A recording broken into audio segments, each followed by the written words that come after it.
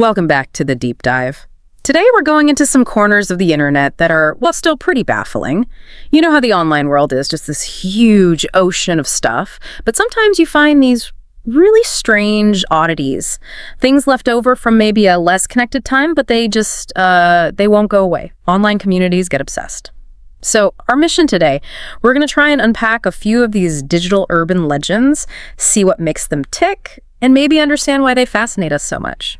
It really is compelling how these cryptic little pieces of information just explode online. You get whole communities dedicated to figuring them out, throwing out endless theories. It really shows you how much we just want to solve puzzles, you know? Absolutely.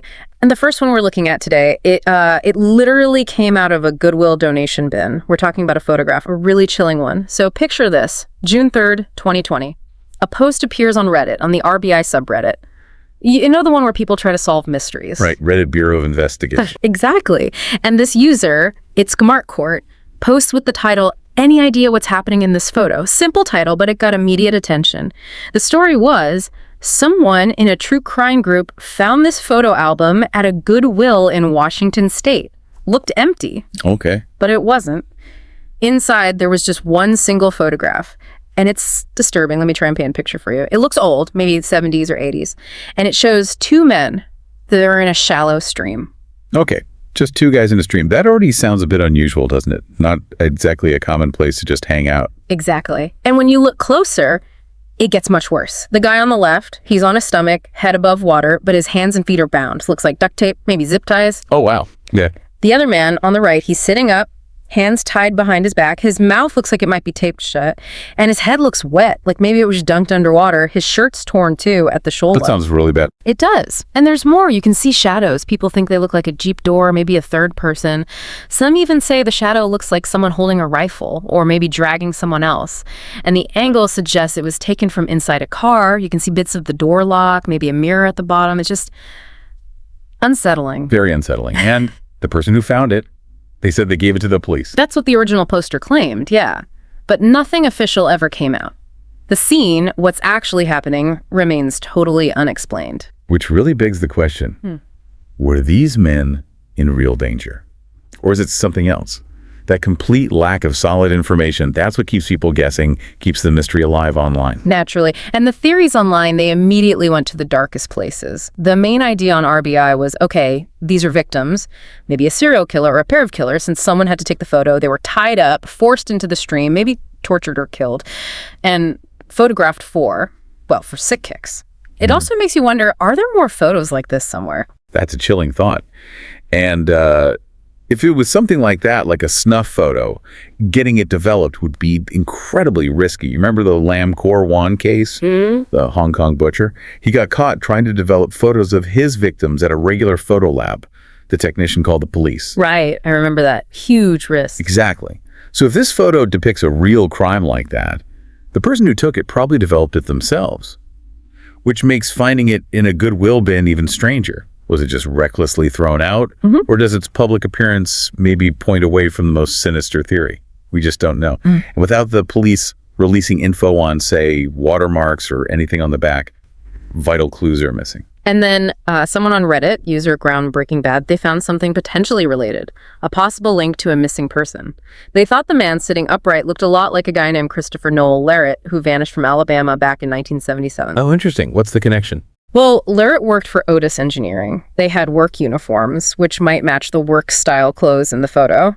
And his truck was found wrecked later in Texas with someone else inside. But here's the really eerie part. There's a creek near where Larret disappeared in Alabama called Murder Creek. Seriously, Murder Creek. Yep. And apparently it's shallow, sandy banks. Sounds a lot like the photo's setting. Wow.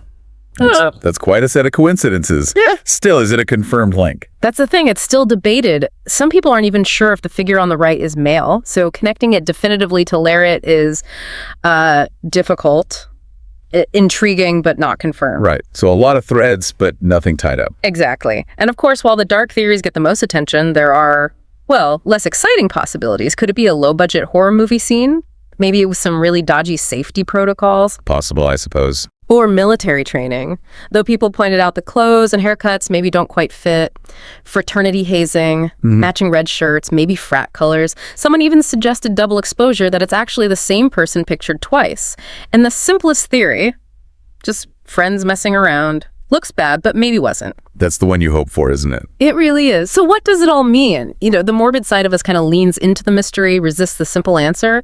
But for the sake of those guys in the photo, you really hope it was innocent, because the alternative is just pure horror. Yeah.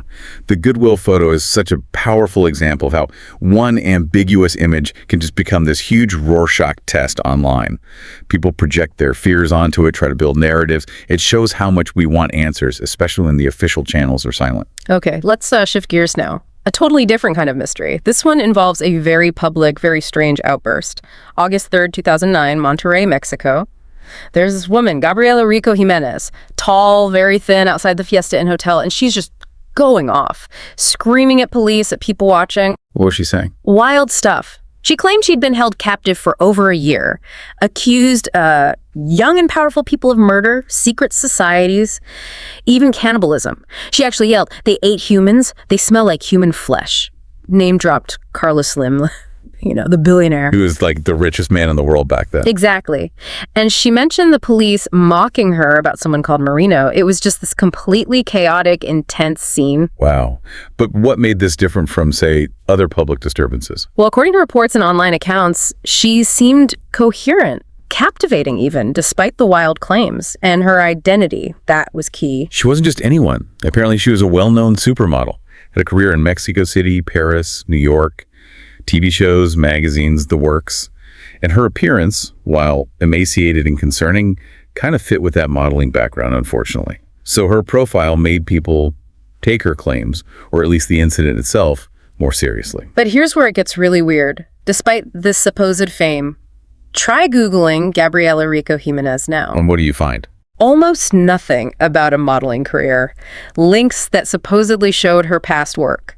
Broken. Taken down. It's like she was, and this is the term people use, wiped from the internet. Wiped from the internet. Is that even possible for someone supposedly famous? It seems unlikely, right? Especially for a model who worked internationally. I mean, wouldn't there be magazine scans, runway photos somewhere? You'd think so. Even older stuff often gets digitized eventually. It's certainly possible for old links to break or sites to go down. Maybe archives weren't kept well. Or perhaps her fame wasn't quite as widespread as the story suggests.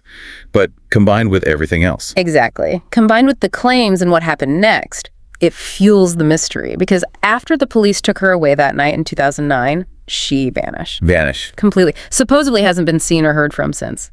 Where she is, if she's okay. Total unknown. So naturally the theories run wild. People wonder if maybe her claims weren't just rambling. What if she did escape something awful, like a trafficking ring?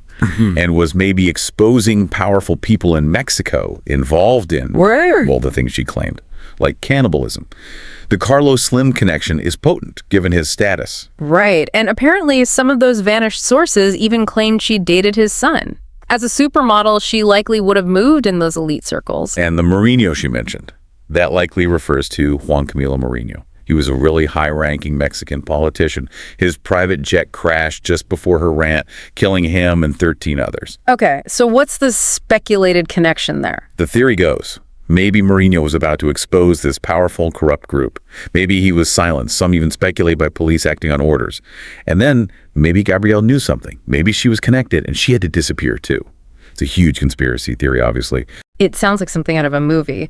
And then there's this other account, an anonymous one, that adds to the chills. Weeks after she disappeared, someone claiming to be a law student posted online said he saw Gabriela at a police station. Really? What did he say happened? He described her as being filled with despair, fear, and anguish. Said she told him things like, we were all already dead, that we belonged to them. Just incredibly strange, fearful stuff. Then he claimed these tall, well-dressed men showed up, basically made him leave, told him it was for his own good. When he tried to report it to officials the next day, they supposedly just laughed and told him she doesn't exist. She never existed. That is incredibly creepy. Of course, it's an anonymous online account, so you have to take it with a huge grain of salt. Absolutely. Massive grain of salt. Right. We need skepticism here. There's no physical proof, no old magazine surface, no fashion show tapes. But You also have to consider the context. Monterey, where this happened, it does have a documented, disturbing history of violence, especially against women.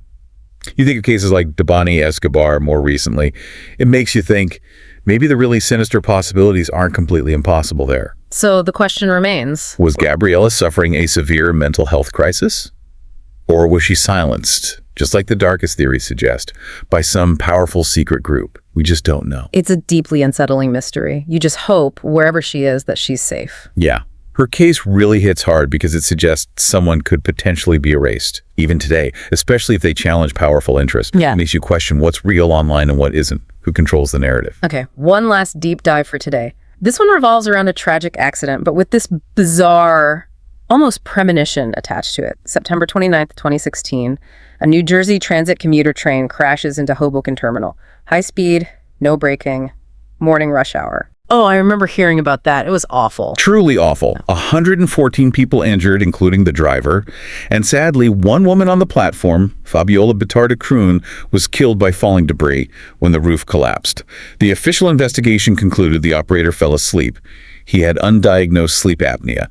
So officially, it was just a terrible, unpredictable accident. A tragic accident. So where does the mystery come in? It comes the day before, September 28th, around 6:18 p.m. An upstate New York TV station, WKTV, is broadcasting normally. Then an emergency alert pops up on screen. Okay, what did it say? This is where it gets weird. The text read, Civil authorities have issued a hazardous materials warning for the United States effective until September 29th, 2:16 a.m. EDT, could you on a train wait for further instructions? Wait, could you on a train? Exactly, that bizarre Dr. Seuss-like phrasing. Could you on a train? Appearing less than 24 hours before a major real-life train crash. Okay, that is weird. What was the explanation for that? Well, WKTV first said it was a technical glitch. They claimed FEMA had scheduled a nationwide test alert that day, and something went wrong, making the test message visible. They called the train reference a chilling coincidence. A coincidence, right? But then, later that same evening, WKTV put out another statement. They said FEMA actually denied sending that specific alert message, and FEMA was going to investigate potentially hacked codes. WKTV said they disabled the codes that triggered it, so suddenly it wasn't just a test glitch. Okay. So what was FEMA's final word? FEMA eventually said, yeah, the alert was written by a developer for the test. No ill intent. It was just supposed to be a gibberish sentence for network operators only, never meant for the public. Gibberish that specifically mentioned a train right before a train crash. Precisely. And that's why the suspicion lingers online. Despite the official explanations, people just find it too odd. Especially that exact phrase, could you on a train? And the timing. And apparently other stations that aired test alerts around the same time, none of them had any mention of trains in their messages, just WKTV. So was it just a monumentally eerie coincidence or something else? That question keeps this one alive in the online forums. It really makes you wonder, doesn't it? It taps into that feeling that maybe sometimes there are patterns or warnings we just don't understand. So that kind of wraps up our journey through these internet rabbit holes for today. We've looked at that creepy Goodwill photo, the bizarre case of Gabriela Rico Jimenez, and this strange train crash alert. These stories, they really grab us, don't they? They show how much we want to find patterns, find answers, wrestle with things that just don't add up, even when facts get blurry. Absolutely. And these legends, they remind us that truth can be slippery. But digging into the different perspectives, asking questions, thinking critically, that's always valuable, even if the story seems completely wild. The Hoboken alert, for example, really shows how quickly public trust can erode when official explanations for strange events feel incomplete. One weird phrase fuels years of doubt. So here's something to think about as you go about your day. How easy is it for just a single image or one person's public statement to morph into this huge online mystery? How much of our belief in these stories comes from solid facts, and how much is maybe just us wanting a really good, compelling story? It's definitely something to consider. Anyway, thank you for joining us on this deep dive into some of the internet's more puzzling corners. We hope you feel a bit more informed and maybe a lot more curious. We'll catch you next time.